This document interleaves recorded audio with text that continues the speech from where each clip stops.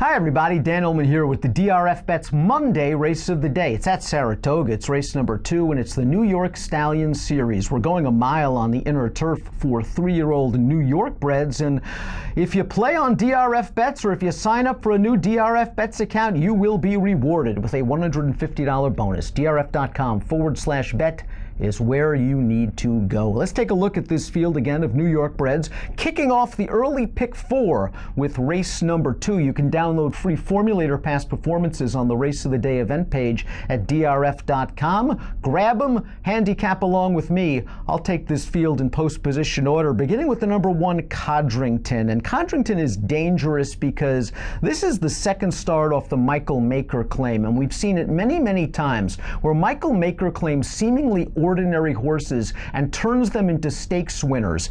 Codrington was claimed for $50,000 2 starts back, and Maker ran her against older horses last time out in a $50,000 open starter allowance, and I just don't think this filly coped with the yielding ground. Now, there's a lot of wet weather at Saratoga this week, and it might boil over into Monday, and if that's the case, Codrington could be up against it.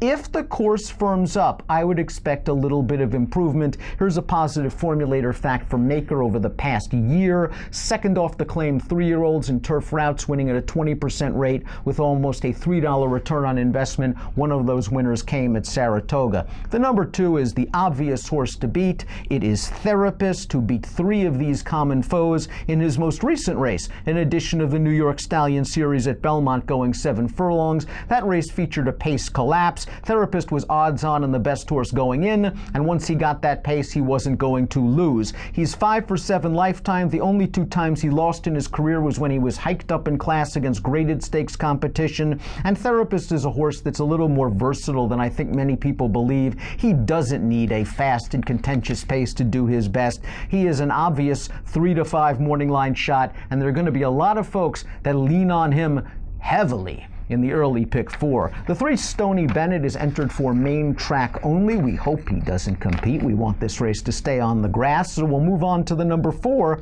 That's 10 Ike. Now, 10 Ike needed a little bit of a confidence boost, so Tom Morley dropped this one in for a $40,000 state-bred tag most recently, and 10 Ike really rebounded with one of the best races of his career. Sure, he got a nice hot pace up front, but he made this big 4-wide sweeping move to the front with 2.5 furlongs to go, and he kept on with it, and he earned a solid 80 Beyer speed figure. Perhaps the yielding ground at Belmont that day helped him, and if the course still retains a little bit of moisture on Monday, you can move 10 Ike up a bit, even though he is stepping way up in class. The 5 is Forward Motion. This horse is already a winner on turf, but that was going 6 furlongs at Aqueduct on April the 18th. Claimed for only $6,250 3 starts back. The horse is placed 2 back at Presque Isle Downs, but it'll be wheeling back off only a 5-day rest. Stretching out in distance, I wouldn't be surprised if Forward Motion at a gigantic price